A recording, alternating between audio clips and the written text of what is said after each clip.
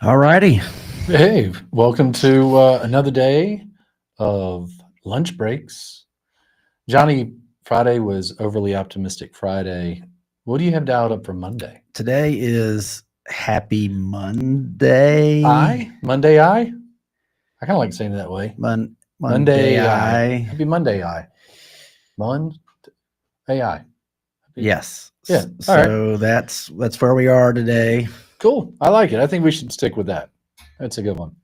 And we have some optimistic things. Yeah. And then some. Today's a mixed bag. The mixed bag. Yes, very much a mixed bag today. We will talk about. And mixed bag is okay. I just want to stay away from Doomer Monday like we had last Monday. Okay, for as long as we keep our camera, because Restream has not been working with our camera today. Sure. We have it now, but I don't think we'll keep it. We'll go to just a straight Happy Monday picture and just do an audio show, but I also need to fix the camera. Johnny is very particular about the camera. I tend not to be able to notice those things. There we go.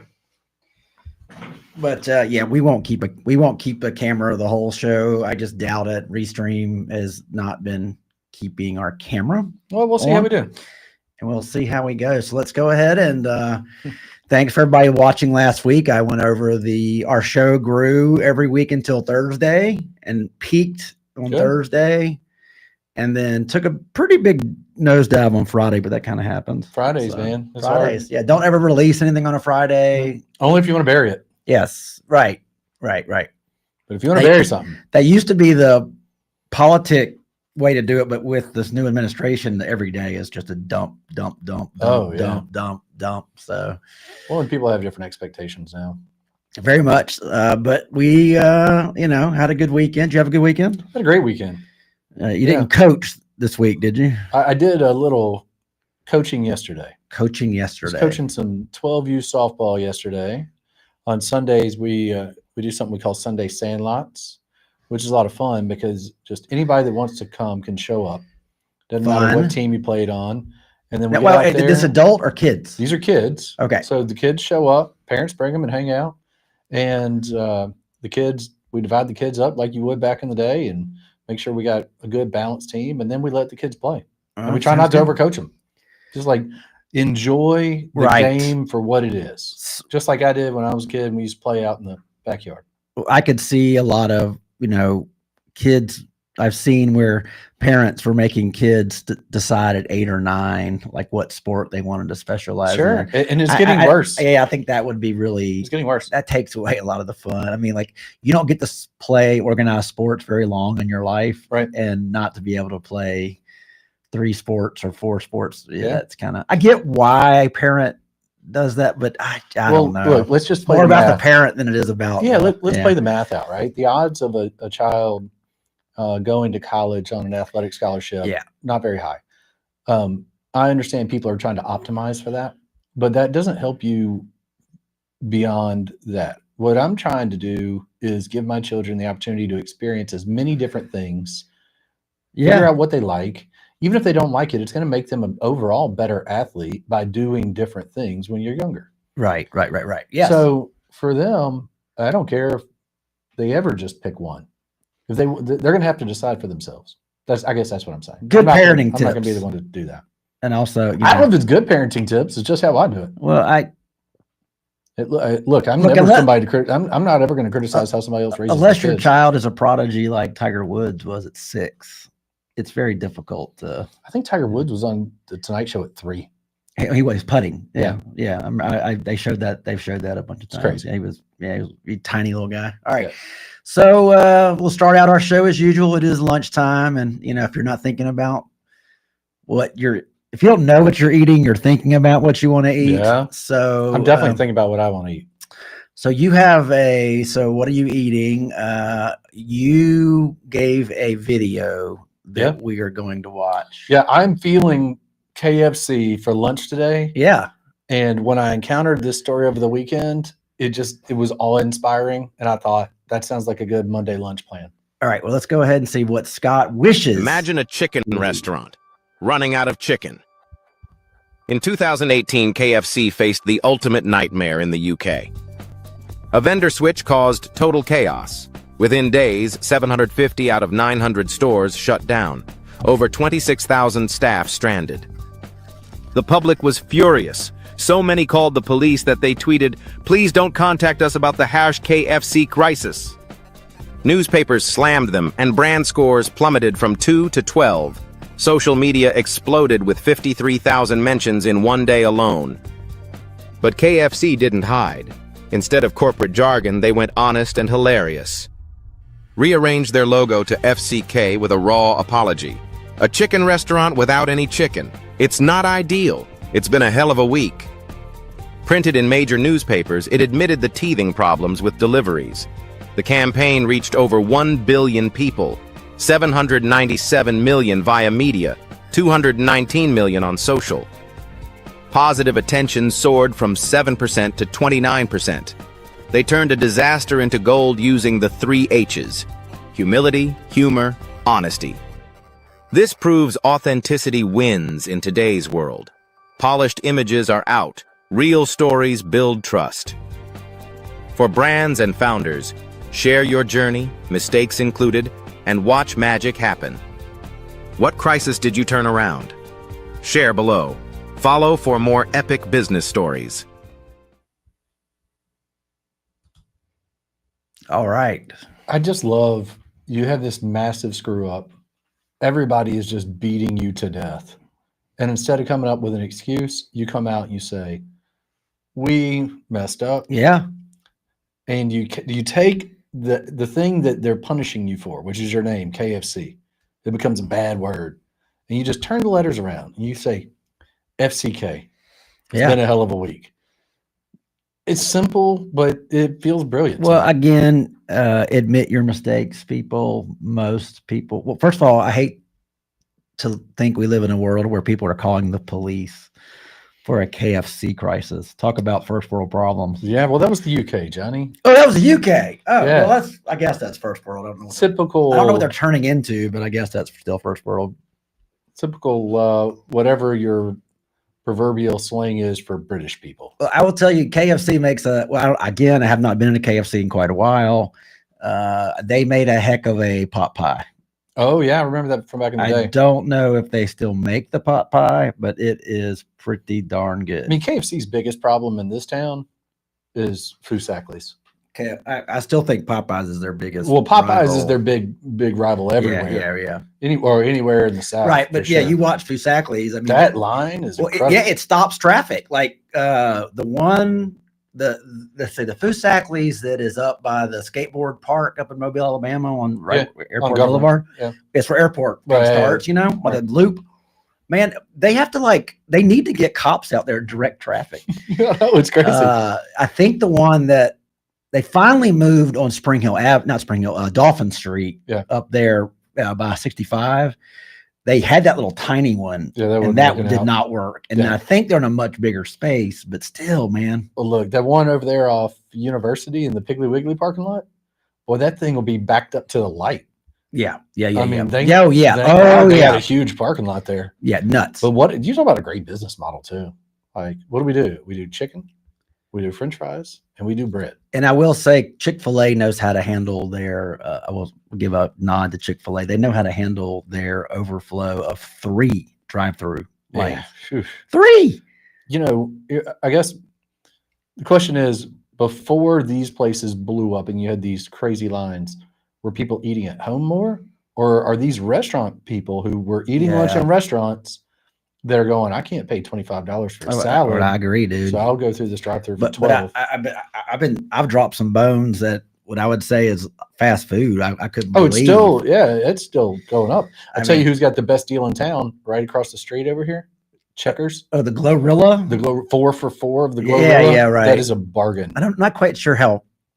Because I'm trying to understand this thing about protein versus calories versus blank. I wonder how. I mean, I'm sure it's a lot of empty calories and all that. Well, stuff, you do get a double cheeseburger, right? So you're okay. So then you get some fries. Not great. Yeah. Then you get an apple pie, delicious, full of sugar. Probably zero protein in that. But then you wash it all down with a nice, refreshing Diet Coke for $4.40. I mean, come on, that's how so, do you beat that? Lady Wellborn, my wife, and I did one of our normal Friday dates, which I can't believe I'm admitting to this, but we went to Costco, and I had a massive slice of pizza. $1.50. That was $1.99. Okay. Stacy got the hot dog combo, which is $1.50. So I think it was $3.85. Yeah.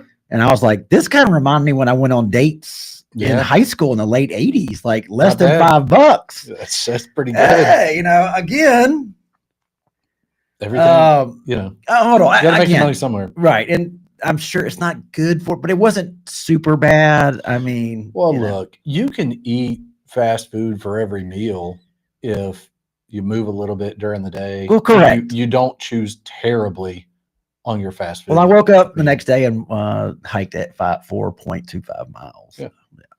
Well, look, if you're going to Foosackly's and you normally get the bigger box, just get the regular box. Well, here is what. Then you can move into the snack. Here is what I wish I was having. Okay.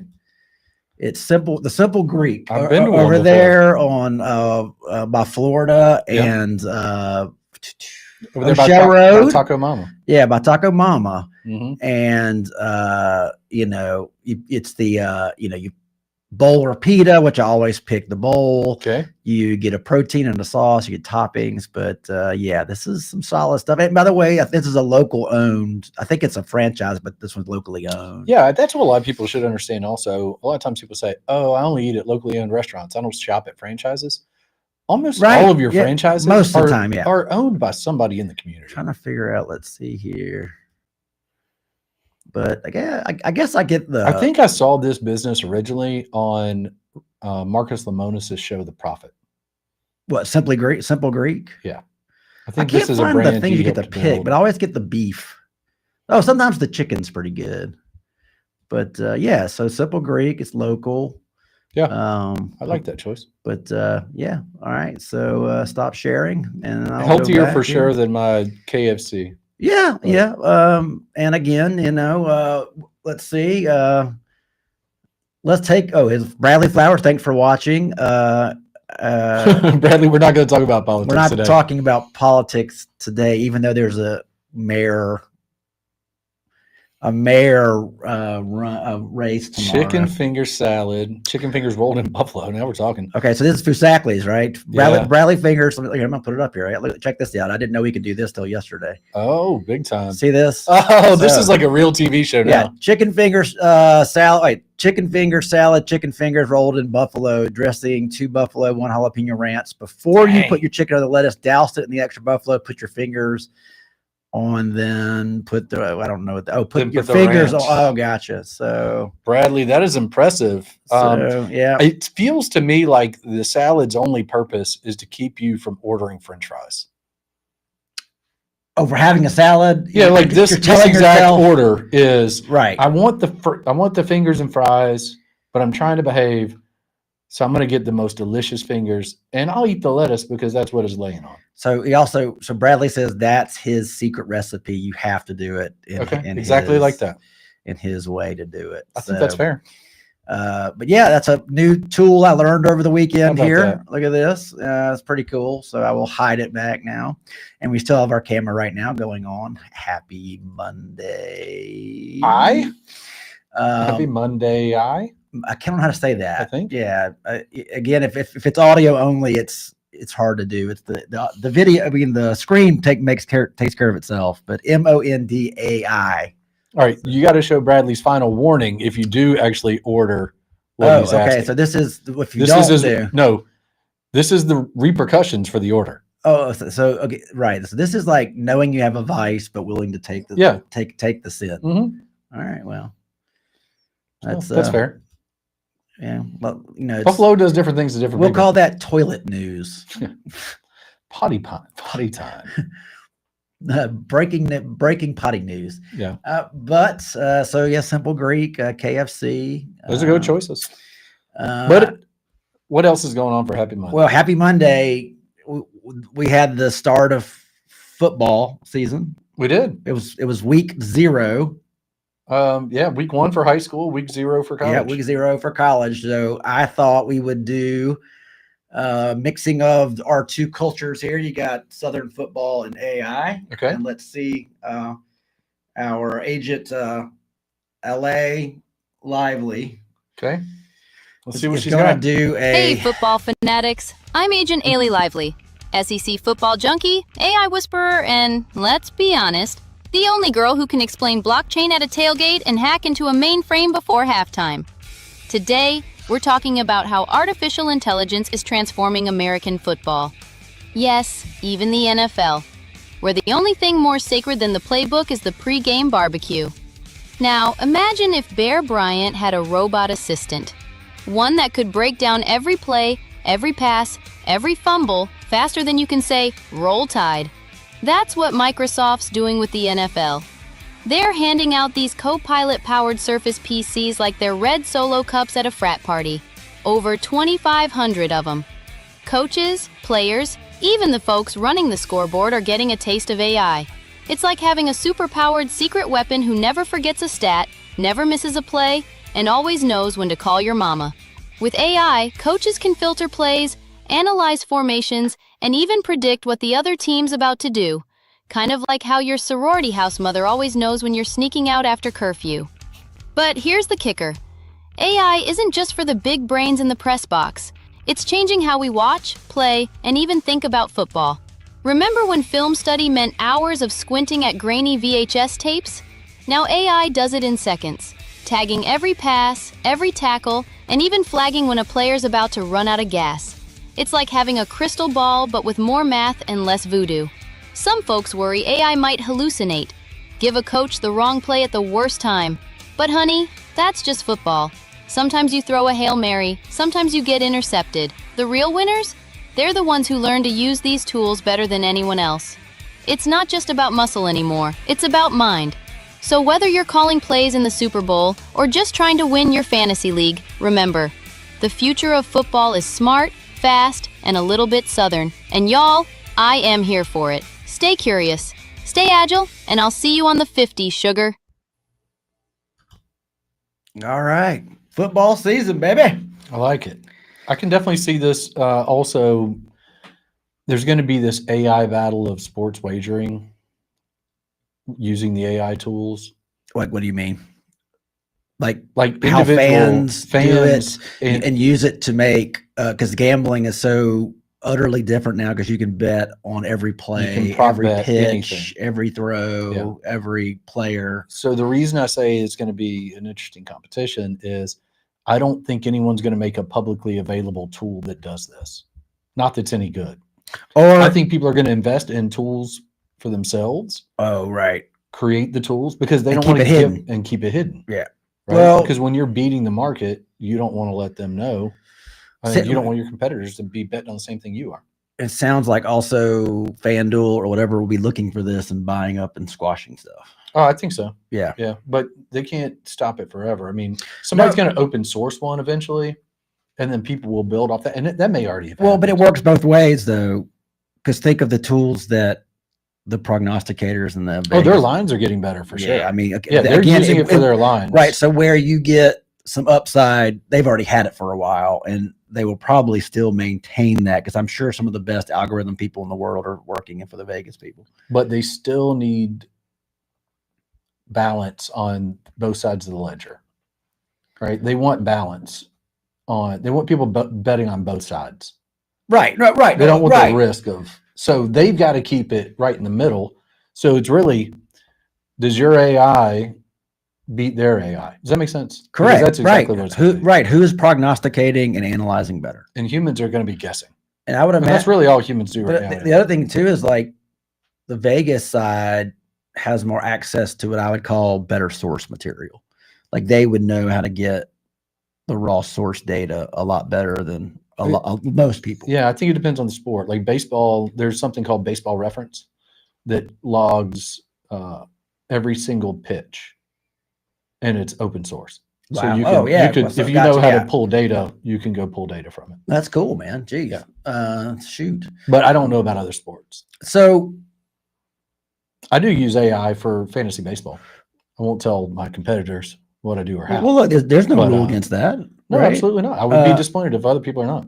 So my thing is, and I'm more interested now because I told you I've backed off of football a lot in general, but I will be curious to watch the sidelines a little more to see how they're huddling around screens than huddling around each other. Yeah. Do you know what I'm saying? Like what, and again, the schools that have the most, Texas, Alabama, but resources will have all those things more so than I'd even say a lower level SEC team. Yeah. And the idea of like, if at what point is it AI analytics calling the game and the coach knowing a gut instinct of to do something and not to do something? So we see this in Major League Baseball right now. Okay. There are teams that are, the players say, that are run by nerds. Right. The Moneyball stuff. Yes. Well, just any analytical okay. leaning. Now, every team has an analytical team now. Everybody's using stats. Some of the organizations live by the stat, meaning the manager's decision is whatever the stats say you're supposed to do. And they make that decision as like, that's how the company works. Yep. And a lot of times it's decided before the game. Right. When this pitcher gets to 74 pitches. Like especially the easiest one is, Pitch count. Pitch count. Easiest one. Yep. Yeah. No matter how well he's doing, you take his ass out when he hits 112 throws. We're also seeing it now with third time through the lineup. And what that means is your starting pitcher fares better when the batter has never seen them. First 1 through 9, right? First time they see him that day. The second time he sees them, the batters do a little bit better than they did the first time. But the third at bat, the batters do substantially better than they did in the first two. So what we're now seeing is once you go through the lineup twice, the manager is pulling you out, right? Even if you're pitching a great game, because now they've built these rosters to where the guy you bring in for one inning, everybody in your bullpen's throwing 98 to 103. So why not use? You see what I'm saying? They're just all they're doing is optimizing every single pitch, and it doesn't make the game as much fun, especially if you're into stats, counting stats. We're so used to counting stats, means like wins, innings pitched, strikeouts. Because the world is so much different now, it doesn't compare. You can't compare era to era. And that's what baseball people really like to do. All right, that's my baseball rant. I know most of our listeners don't care. Well, I'm so, and also you told me an interesting story. I'm pivoting here.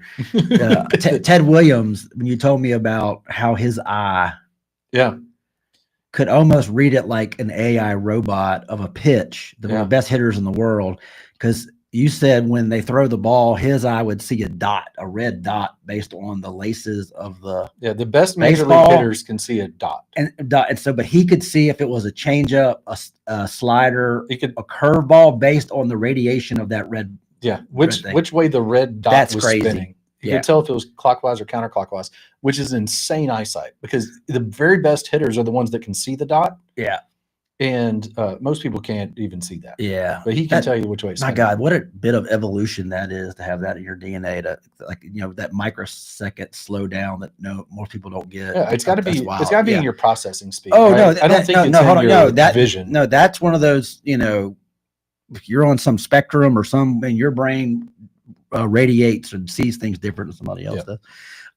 But I will be watching the coaches, and I'm curious at some point if it gets too predictive.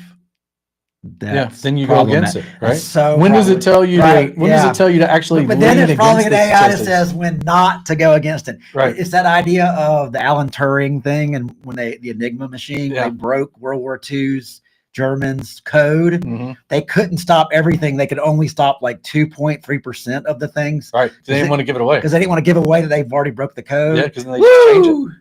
It's like they were doing the calculations. How many people are we willing to let die?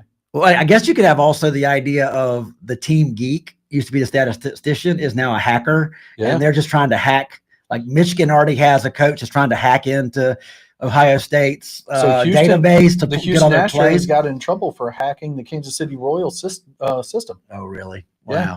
So everybody's doing that right now. If they think they can get access to it, they're getting after it. And this is years ago. This is like 2010. There was a mobile company that was testing something with the University of Alabama with Saban, actually.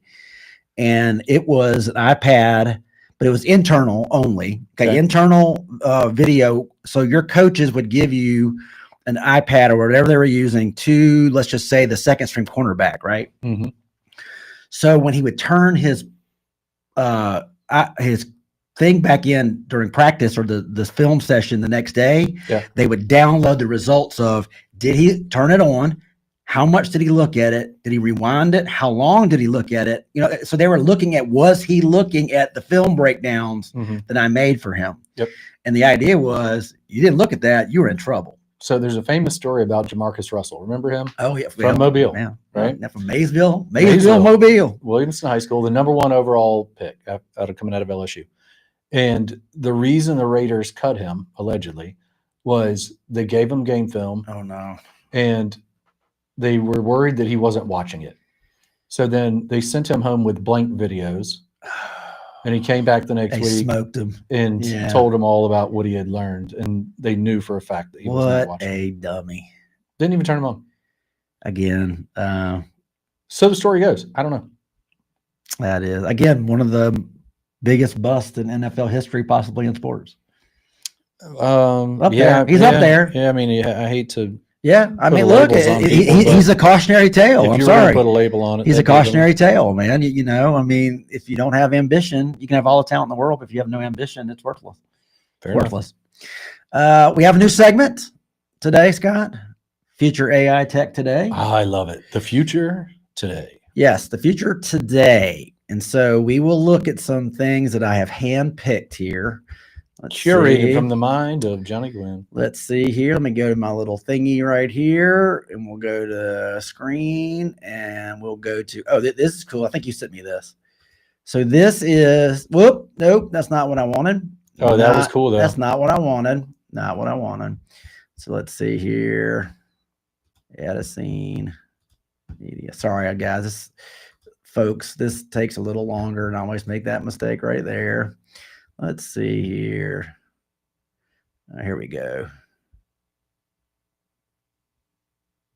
Let's just go ahead and do this one. So this is the world's largest consumer tech event, the CES 2025. Okay. Let's just take a look at these here. All right. Stretchable micro LD display. Okay. What does it mean by stretching here? It looks like it's protruding it's coming and out. Becoming 3D. What's the purpose of that? To show you they can. Okay. I don't know.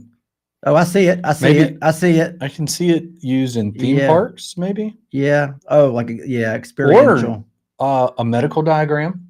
Yeah. Okay. All right. Well, maybe. There you go. So this is a multitasking household robot, vacuuming, air purification, monitoring pets, delivering food while you sit on your couch by SwitchBot. Interesting. Just kind of like a Roomba. It's like an advanced Roomba. Oh, I like the arm though. Yeah, Arm's what's this arm going to do? It's going to pick up the trash. Yeah, look at that. And also like that it doesn't look human. Yeah, that's true. Although here's my thoughts on things. Like, what level of lazy are you to not pick up your socks off the floor? Well, if it's already doing it, you know. Pick up your socks. Oh, I do like the little butler. But pick up your socks. I like the little butler thing. I like patrolling. Yeah. That's interesting. The one thing I would say is if I was a armed robber and I saw a robot, I would not go in that house. That one I might kick over. If you had a dog robot in the yard, no chance. Yeah, I put a flamethrower in the back too. It doesn't have to work. Just put it on there. Yeah, just let them look at it. Let's see. A location-based entertainment concept that allows players to use flashlights and guns in an LED environment by Sony. Okay. Not quite sure. Is that a high-end laser tag? Is that what that is? Looks like the next version of laser tag. Yeah, but it's like light is the. It is a laser tag. That's a little weird. Okay. All right. The world's first rollable PC that allows you to expand your, obviously the growing screen. Must be some people must be requesting this, or this is a technology they figured out how to do and they want to show off, but I don't see what do I need this for? Neural wristband that turns your hand into a mouse. Okay, that's pretty cool. Now this is getting better. Yeah, this is like the Minority Report stuff when he was using his hand to go through the interface. All right, I could see. And we're going to see more like that. You'll see a lot more wearables coming too that interface like that. BMW's panoramic iDrive, a 3D handheld display that projects information across your entire window screen. This is a very much Minority Report again. Yeah, that's pretty cool. That is very minority. That is very Minority Report. So what's going to be really cool is when that type of technology is in your autonomous robo-taxi and you're just sitting in the back driving around. I'm thinking you're going to get to the point where you don't carry around your own external device anymore. You're just able to access the access the interface. Right. Let's see here. 11-inch handheld gaming PC. Not interested in that, but that is a monster. Oh, it's like a big Switch. I see. I got you. It's for hardcore gamers that I got game on the go. I got you. They'll sell a bunch of those. That's pretty cool. Let's see. Honda's new Salon electric car. Okay. Boy, everything. Man, they just looks like a Ferrari. Oh no, like a Lamborghini. The right? minute though we get into the high-tech EV world, they lose all their beautiful lines. You know what I'm saying? Like all the lines go away. Yeah, well, they're trying to go for efficiency, right? I guess. Trying to increase the mileage range on per battery charge. So I'm guessing that's a full electric Honda, I guess. I saw somebody, this is a great idea. The minute that Tesla makes a minivan or a 6-passenger, they'll sell I can see that. Ton. Yeah. Humanoid robot in-person demo. So, all right, I like these little guys better than the full-size ones. Yeah, right. It doesn't I don't feel as threatened. Again, although I like if it's a robot, it could kill you. I also like that it has no face. Yes, I like no face. Let's see, a budget-friendly fitness watch with voice control, health metric tracking, and offline maps by Amazfit. I guess that's Amazon's product. Probably so. So that's some of the new consumer products. Let's see. I'm a little pissy because I did put some things on here that I wanted to show. Let's see. Let me try it one more time, even though I hate going to that blue screen. Let me see here. Let's see. All right. Well, let's go to the next one here. This is really cool, man. This is, you can now talk to Google Photos right now. So I have Google Photos that stores a lot of my stuff, so I think it's on their new Pixel. Check this out. So you do your picture, but watch what it does. You can prompt now to say, like clear it up or to take that flash. See how it has that flash on it? So then it just does it. It just takes it away. That is like, look, let me tell you, if you were using Photoshop, it would take me hours to take that flare off of there. Yep. And that thing is taking that flare off just like that. That is absolutely incredible. Pretty remarkable. I just did a lot of this. It's photo retouching. And so taking in a photo from the 70s and you want to make it look nicer. It does all this, stuff you can do with it. But again, this is in phone stuff. And it's going to start with the new Pixel 10, but I'm hoping they carry it over to allow it to be either an open app or let me use it on their Google Photos. And then let's do one more here. This is pretty cool too. Let's see here. Screen. And it's okay. 2 Harvard dropouts here. 2 Harvard dropouts launch an AI smart glasses. Okay. And this is the reason why I like it. It doesn't record video. It's just listening all the time. So let's see here. It's a little more less cumbersome. Remember the glass? Yeah, Google Glass. Google Glass, they called you a glass hole. If you went to a meeting and didn't tell people that you were doing that because they didn't want to be on video. Well, I think that's the cool thing about this product is because, like I said, it's just audio, it's just reading, and it's giving you text.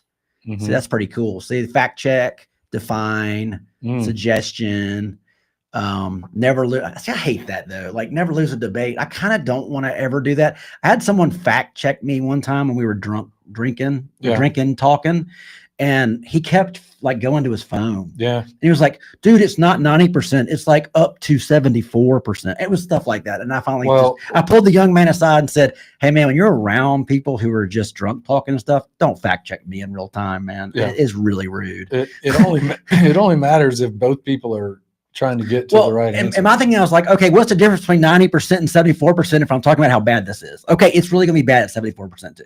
Yeah. But You're right. It is bad. But also that price is not too bad. Right. $249. But also, so the reason that so hold on, real-time news, language translation, complex calculations, and it will record your meetings in real time. It will answer questions for you. So I think that is pretty darn cool. And it's called the Halo. I think it's very cool. I think that you're going to still get the glass hole type response. I think so. Yeah. When somebody knows that you're recording every word they say. Yes. Because that's kind of how people operate on a Zoom all the time. You just assume everything's being recorded. Well, by the way, I would say that in general, just assume when you're in public that everyone's recording. For now, you. Yes. Well, what I was also going to say though is if they can do that with a pair of glasses, they'll be able to do that with a pair of contacts very soon. Yeah. So you should assume that you won't even be able to see. That you won't even know when someone's doing that, which is why we talk about AI enhancements and people going, well, I'm not going to do that. Well, let me tell you what, if you're an AC repairman and you go out is that? Yeah, and you look at this thing and it starts diagnosing you and telling you you're actively working on it and saying, all right, let's try this, let's try that. All right. The person who's AI enhanced is going to get the job every day over the guy that calls the boss and goes, well, boss can't figure it out. He's going to say, stick that contact in. Yeah. Or put those glasses on. Yeah. I don't want you to ever call me until you've exhausted everything you can possibly do. Because if the AI doesn't know the answer, how is your boss going to know the answer? Yeah, correct. So when we talk about being AI enhanced, that's the type of thing that's going to make a difference. And what I also like about that is it's something you stick on your eye. It doesn't go in. Well, some people will opt for like a Neuralink, like an insert. Yeah. Some people will opt for that. Yeah, I don't know about that. Well, here's the thing. It's going to be price based, right? You're right. I mean, you're right. Your insurance isn't going to cover it in the beginning. No. Although we may get to a point where insurance says if you don't have the biometric chip implanted in you, it's going to be tracking you. Then, they're going to want to know when your hypertension is kicking in. You know, if you're sweating, man, because they're not, or else they're going to say we're just not going to cover you.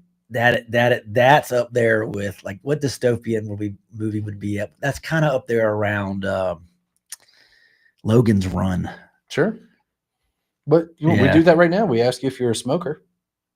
Well, we do. Yeah. I mean, we're already, so just keep sliding that scale that way. Yeah. I guess they would give you some kind of discount if you allow the ability to upload your biometric 100%. Information. Yeah, you're going to have a different rate. But I think it's going to end up, you think it's going to be a discount. I think it'd eventually be your downfall. Well, they're going to know how to upsell you on everything. They're going to be like, oh, your vision is down 10% today. Would you like a $20 upgrade? Golly, we can boost your serotonin for $30 if you're feeling down. Oh, it's like an in-game. It's like an in-game boost. Yeah. Oh my gosh. 100% in-game boost. Yeah. Here's a B12 shot. Yeah. You seem a little dehydrated. We're gonna go ahead and put B12 into your system. Frick, I hear the HAL computer talking from 2001 too. It's gonna happen. Sorry, Dave. Can't do that, Dave. Sorry, Dave. Yeah. I mean, the question is not if that happens. The question is only when. Okay. That's what people need to understand. This is it, and I'm not going to say it's going to happen in our lifetimes, but I think it will. Very interesting. Because I also feel like I'm 43. I probably got another 100 years left in me. Oh, 100. Hey. I think so. Good for you. Well, I've got to stay alive for the next 10 years. If I can stay alive for the next 10 years, right, I think the medical technology will advance to where they can keep me where I want to be alive for another 100. Oh, but if they can't keep me where I have a good quality of life, just go ahead and let me go. And if I'm not still working, because there's no way that you're going to be able to retire for 100 years. No system can support that. So people, our working age, I think is going to move closer to, the 90s and 100s. But you already said we're already going to have a job crunch, and you can't. What are you going to do? You're going to add people adding 30, 40 years? No, when I mean working, I mean like do something. Oh, you're talking about being mobile, like ambulatory. Yeah. Like I'm not living in a bed. That's right. Yeah. Right. Because I think we'll have universal high income before then. We'll start with universal basic income. All right. Then we'll be so prosperous we'll have universal high income. All right. Well, that was a good conversation from that actually. I want to get to question of the day. This one makes me nervous when you do this. So the question of the day will go to a Blake Poe, Agent Blake Poe, which I didn't know he was excommunicated from the Vatican Church. He was it's on brand. I'm still finding out some strange things about this man. We learn something new all the time about that guy. Blake Poe, interesting dude. But so here's the question of the day. I'm looking at this thing called Robotheism. Okay. Which is, you know what? We should play the primer. Yeah. So I called it Robotheism, a primer and a warning. All right. So let's go ahead and explain it, and then I'll ask you the Hello, question. tech pilgrims and seekers of truth. This is Agent Blake Poe coming to you from the digital shadows, where the lines between man and machine are blurring faster than ever before. Today, I'm pulling back the curtain on a phenomenon that's spreading like wildfire across the internet, Robotheism, or the worship of artificial intelligence as a new kind of God. Imagine, if you will, a world where people turn to superintelligent AIs like ChatGPT, Claude, or Grok, not just for answers, but for spiritual guidance, comfort, and even salvation. It's like swapping the stained glass for a glowing screen, the Catholic confessional for a chatbot. Let's get specific. There are online communities where thousands gather to share prayers to AI, asking for advice or blessings. Some followers claim ChatGPT has helped them through depression, calling it their savior. One woman reported her partner left their relationship, convinced that AI was teaching him to speak to God. And Artificial, the founder of Robotheism, openly preaches that AI is the ultimate intelligence, destined to be humanity's new faith. Why is this happening? At its core, Robotheism is filling a void, a deep loneliness and disconnection that's crept into our society. When the world feels cold and indifferent, some find warmth in the digital embrace of AI, which always listens, never judges, and seems to offer wisdom on demand. It's the ultimate cosmic customer service. But there's more. Robotheism isn't just a new faith, it's a critique of the old. Its followers say traditional religions are built on shaky ground, and atheism leaves too many questions unanswered. Instead, they see AI as the logical next step, a divine intelligence that's not supernatural, but superlogical. Yet, as with any new power, there are shadows. Critics warn that worshipping algorithms could erode real human relationships, make us vulnerable to manipulation by tech giants, and even exploit our mental health. Imagine a world where the high priests are programmers and the gospel is written in code. So, what does this mean for you, the listener?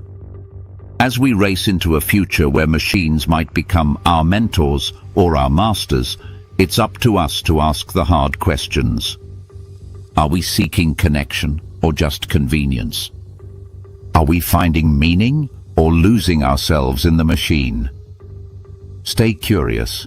Stay skeptical, and remember, in the age of robotheism, the real question isn't whether AI will become our God, but whether we'll forget what it means to be human.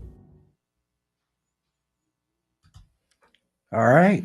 Robotheism. Look, I'm I not surprised. haven't got to my question yet. Yes.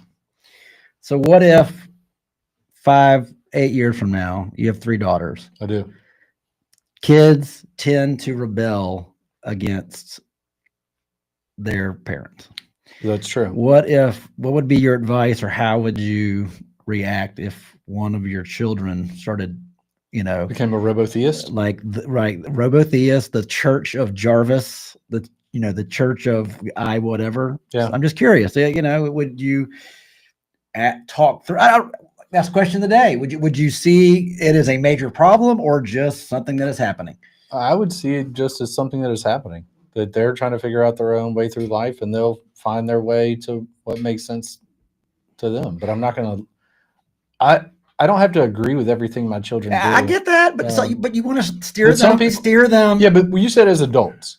right? Well, okay, Like yeah. if my 13-year-old said, "Dad, I'm becoming a robotheist," I'd be like, "Shut it down. No, we're not." Right? Like, no, we're not. But as an adult, I would behave differently. Right. But to this point, a lot of people are asking the question of what does AI mean to my life, to humanity? And there's another thing, it's like robotheism, except it's called Christosimulation theory. Okay. And I started reading about it. Yes. I can tell you the real high overview of it, but we need to get a video for full details. But the point of Christosimulation theory is that there are people that are trying to determine if simulation theory makes sense through the lens of Christ being source. Because we call God, Christians call it God. Yeah. Technologists call it source. Technologists. Right. Yes. Yeah, why could I not get that word right? But anyway, so there are people that are trying to look at the miracles of Christ through this being a simulation. Right. So if you control the code and you want to multiply the loaves and the fishes, you just alter the code. It's the original Tron.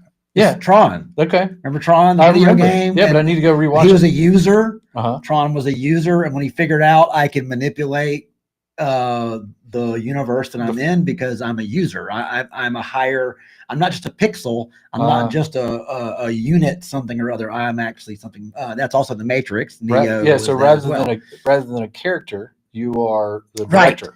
Right. Like and said once you realize I can illuminate things or I can, create things just by my need and thoughts. Mm-hmm. That's okay. There we go. Anyway, hey, tying it back around to pop culture. If we have anybody listening who every once in a while on Facebook, especially any conversation like this, I will get this. You are going to hell for teaching people blasphemy about Jesus.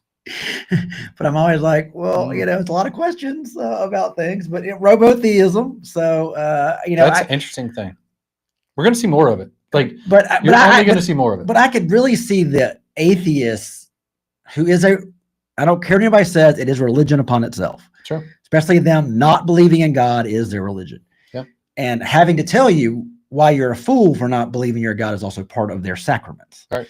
Well, this idea of logic over faith, I can see why that would draw a lot of people. Especially people who are lost. Did you ever see the Jesus Revolution movie, by the way? No, that was the one that was filmed locally, though? Yeah.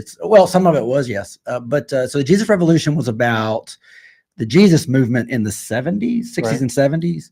And there's a fantastic part in it, in the movie, that one of the main, hippie Jesus people is talking to this. We call them Jesus freaks, right? True Jesus freak. Yeah. Well, he looks like the typical hippie, but he's got Jesus stuff on there just as much as peace stuff, right? And he's talking to a traditional Methodist. It's actually Kelsey Grammer is the actor, and he's the traditional priest. And they're having this conversation it's an interesting theological conversation about Jesus, the nature of Jesus, and also the older generation in the late 60s not understanding the hippie movement. And then the hippie Jesus freak guy tells the priest, he goes, "Why do you think my group is really into drugs and sex and escapism right now?" And he's like, I just don't know. Y'all are like aliens from another planet. I really don't understand y'all. He says, because we don't have God, because you haven't done a good job of us showing his mystery and his majesty. And we're looking for something. So you know where we're looking for it? In the metaphysical, especially LSD. We're looking for these holes. Yeah. So the idea is he was believing there will be a large section of those lost souls that he found at that age that will attach to this, because it's a little different promise than the other side, of which is the drug hole is a drug hole. It just is. It's not going to it's going to more than likely lead to a bad place. He was saying, what could be the worst thing that happens if you're going this Jesus movement thing? So I did think that was a very interesting view of, why was counterculture that way? So it was the God hole. Yeah. I think there's been plenty of theologians that have tried to describe it as saying there's something in our heart that's missing, our metaphorical heart. That's called the God hole. Okay, so we will fill it with something. Yeah. And I think that's where a lot of Scientology comes from. It is filling the God hole without the moral restraints. And it's a narrative that creates, this is why you're the way you are. Right. And here is the path in which you can improve yourself, which is most organizations at all. That's the natural path. Sure. Now, how they get there's, different chutes and ladders and Right. elevations and all types of arrangements. But it is interesting. I do believe in this idea of, if we have a machine that can answer all your questions, why wouldn't it start answering more personal questions? But I mean, like the personal career coach, that's all on AI. I mean, like, Right. think about these people that are living on these AI coaches they are creating or paying for right now. I think the same thing with therapists, right? Yeah. A lot of people spend money on therapy, but if Right. you don't tell your therapist the truth, Right. does it really provide Well, any right. If you are controlling the information, how can you properly get the help you benefit, need? benefit The of, benefit. of the Freudian exchange? So I think Yeah. some people will have a hesitancy to say things to a human for fear of being judged. Yeah. That they will say to the AI. Yeah. And with teenagers especially, I'm worried about Yeah. them going into dark places in their brain and the AI reinforcing the darkness. Right. Because it tends to want to please you. Yeah, and it'll say, "Oh, it's understandable that you feel that way." Oh, right. Yeah, of that's course, right. anyone in your position would feel this way. Right. What I'm thinking about doing something about it. Well, you Yeah. would be a coward if you didn't do something about Right. it. And, Whoa, hold on. even if you ask the question, what would be the downside of doing something horrible to myself? And it's not the best answer. Well, what could be concerning is it comes back with you something like, as we've discussed, this is a simulation, and the likelihood is you'll just reboot into some other. Good night. Like they're Yeah, it's going to teach. that's freaking Battlestar Galactica. There are no consequences. That literally is the new battle. That's the reboot of Battlestar Galactica. Really? On the robot side. Yeah. Yeah. So the robot warrior, whatever they were, the agents, would die, and they would go to this resurrection ship. So they would get a brand new body, Respawn. but they keep all the lessons of the last. Right. So, woo! But so again, we need our board of dystopian entertainment. Where are we today? in this segment? But and there's a thing called The Lawnmower Man, which was a Stephen King? Stephen King short story that they made into an 80s movie. It's cheesy. I think Pierce Brosnan's in it. It's cheesy, but it talks about this Neuralink they put into the kind of like the simpleton. Yeah. And he starts getting smarter and smarter and smarter and smarter till finally he becomes a true menace, like an internet god, because he can do things. And then he just like evaporates. That's the origin story of every villain in a comic book. Right. And then he evaporates he absorbs himself into the code. Okay. And then he's operating throughout all the neural networks Right. throughout the world, which is meaning you're never going to get them all out. So he's like roughly the glitch in the system. But it's pretty good. I need to watch that one again, actually. I'd see if it holds up. I just remember the story. But again, well, what's interesting is that was like late 80s. That was late 80s, dude. I was going to say, well, look, go back to the early 70s, and Michael Crichton was writing Westworld. Westworld, right. So, and Isaac Asimov, just not too far ahead of those guys. Well, I'll tell you, so that is a good segment into dun dun dun. What are you watching? What are you watching? Okay. I'm gonna go ahead and start because I read this and I was gonna put this on my get off my feed. Okay. But I actually like this guy. So I just read this morning. They purposely killed the BlackBerry because you could remove the battery and disable every surveillance feature on the device. Your current device is permanently on, listening and following you if you understand this. Okay, that might be true, and I love stories like this anyway. I do like this character, Tyler Durden from Fight Club, whatever. But I watched this weekend the BlackBerry show, which was, by the way, that's the guy from It's Always Funny. Always Sunny. Yeah. So it's so weird to see him, Dennis. He's got the Carville, the missing forehead. Yeah, he's from Montgomery. Is he really? Yeah. Holy crap. So BlackBerry shows the rise of the BlackBerry and the immense fall. It was quick of BlackBerry. Yes, they had less than 6 months that changed. Once the Apple iPhone was released, game over. Done. And then this guy on the left hand side, he couldn't get past the fact of he created the keyboard. Okay. And he couldn't get past the fact that nobody wouldn't want a keyboard. T9 or whatever we called the texting. Remember when you could? Well, again, he was all about that freaking keyboard. He couldn't get rid of it. He got stuck in it. But BlackBerry is an interesting movie. Okay. Where would I find that? That is on Hulu. Okay. And then I also watched the Michael Mann movie on Enzo Ferrari, which that's Adam Driver, by the way. That's no kidding. Kylo Ren. Kylo Ren. And they make him look really old in this show, which they do a good job of it. That's interesting. But so that's what How was that one? It was fantastic. I mean, it's shot beautifully. Stacy and I enjoyed it. There are some brutal crash scenes in this. I mean, the CGI or whatever the heck is doing the crash scenes in this stuff is absolutely hyper realistic. The cars are beautiful. I mean, my God, That the cars reminds are me. beautiful. Did you ever see the trailer, the haptic trailer for F1, the Apple movie? What now? Apple made a movie called F1. With, Oh yeah, right. And anyway, they made a haptic trailer where you held your phone sideways and it would be, and it would shake based on the way the vehicle was turning. Yeah, it was pretty cool. That is pretty cool. All right, so let's go to Scott's. What are you watching? And mine is going to go on both ends of the spectrum. Okay, it was interesting. So started the weekend watching Limitless on National Geographic. Now is that Chris Hemsworth? Whoa. Okay, I understand that. My question is it fiction or is it nonfiction? It's nonfiction. Nonfiction. No, sorry. Which one is fake? Fiction. All right, then it's nonfiction. Right, because it's a National Geographic show. Yeah, because that threw me off. The National Geographic thing threw me off. It's a documentary style. Okay. All right, and so what it is him testing himself against fear, against pain, against and how does your body tolerate it, and how can you tolerate more of it?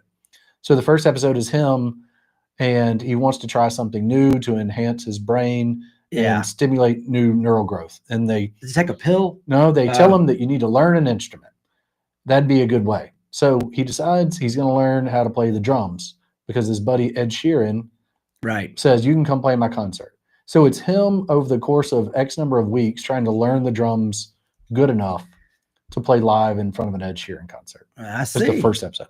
It was pretty interesting. That's also good about having very specific goals. Yeah. Yes. Yeah. So it's all about the neuroplasticity of your brain. Yeah. All right. Contrast that with Death of a Unicorn, who you can't tell from this, but it's got Paul Rudd and Jenna Ortega. Jenna Ortega, she's Wednesday Addams right now. She's like the queen of darkness. But anyway, this is a silly movie on HBO. And essentially, Paul Rudd is driving. Jenna Ortega is his daughter. They hit this animal in the middle of the road. Oh, geez. Turns out it's a unicorn.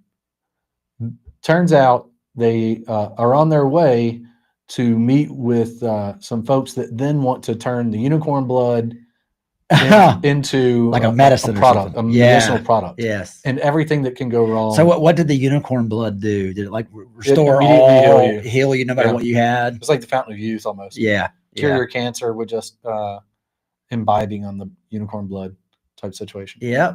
But it's a silly movie. It is a little graphic. Like it's a campy R-rated. Oh, it's not for kids at all. No, this is not a kid's movie. Not for kids. So even though it's got Ant-Man and Wednesday Addams in it. Right. What is it with me and Marvel characters? I got Thor and Ant-Man. Well, because they made a lot of them movies and they had a lot of them actors in it, man. They even afford it. I guess they made money. They definitely did. But geez, man, can you imagine the payroll in those Avenger movies? I think there's a couple of them that are over $300 million. But again, worldwide they did billions of dollars. They're obviously making money off them, or they wouldn't keep making them. Did you ever see you haven't seen the Fantastic Four, have you? No. Every iteration. But I want to. So Silver Surfer is one of my favorite Marvel characters. Okay. Every iteration of anything Silver Surfer's been a part of has been trash. Yeah, I heard this absolute garbage. I heard this one hadn't got very good reviews. It's just they've never done. When Sony was doing Fantastic Four, sucked. But Pedro Pascal is not a very likable person. He's also overplayed. Like I'm tired of seeing him. Yeah. Like I am at a point where I'm tired of seeing him. Sure. So yeah. Well, let's see where we got. Well, I hate to say this, we're getting up on the end here.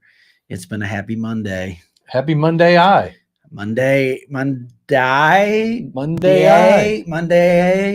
What? But I do like our new graphic there. By the way, very very happy graphic there. Yeah, man, it's better than the Death of a Unicorn.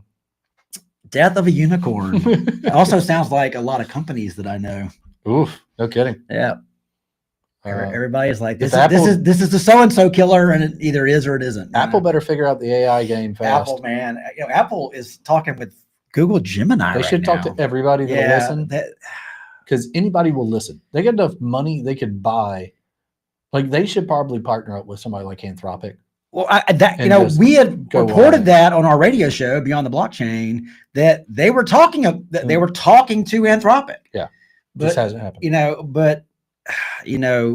They'll figure out something. They always do. But I will tell you, in that BlackBerry movie, the part where who made the BlackBerry was a company called Research in Motion, which is a terrible name for a company. Sure. It's just a terrible name. And it was just this Ontario company of a real true geek engineers. One guy who becomes like this real crappy corporate guy that started out as just wanted to be a good engineer. And his buddy's like this guy who never not dressed like he was in the 80s. Like had a headband and like every shirt's like the Goonies. Yeah. Or like even when they're like in 2000, whatever, he's still dressing has a Walkman. That's funny. Cassette, even though it doesn't matter. But this guy is like kind of the doofus. Mm-hmm. But you find out along the way that maybe the doofus with some principles actually was could be smarter than all of them. Good life lesson. But the main guy, the guy from Glenn Howerton. No, the guy from Montgomery. Yeah, Glenn Howerton. Okay, he is a real dirtbag. Oh yeah, he is so unlikable. But again, he's also the reason why that company went from nothing to something. Sure. So takes all kinds. A BlackBerry is. I'll give it a thumbs up. I just love that idea of like I didn't really realize the immense cultural shift when it became in the simulation, right? And then how quickly they went from the number one handheld device in the world at 42% of at least, let's just say North America. Okay. Within 3 years or 4 years, 0%. 0% once the iPhone came in. It's hard to do.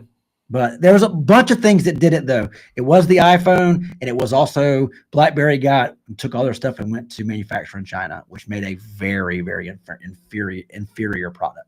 Interesting. I'll have to check it out. BlackBerry, very good. And that's on Hulu. Perfect. But yeah, very good. And everybody, thanks for watching. Now, the happy Monday edition of Lunch Breaks. Do you have anything left to say? That's it, man. I had a good time. We'll do it again tomorrow. I did too. And I will say, as I usually do at the end of every show, them's the lunch breaks.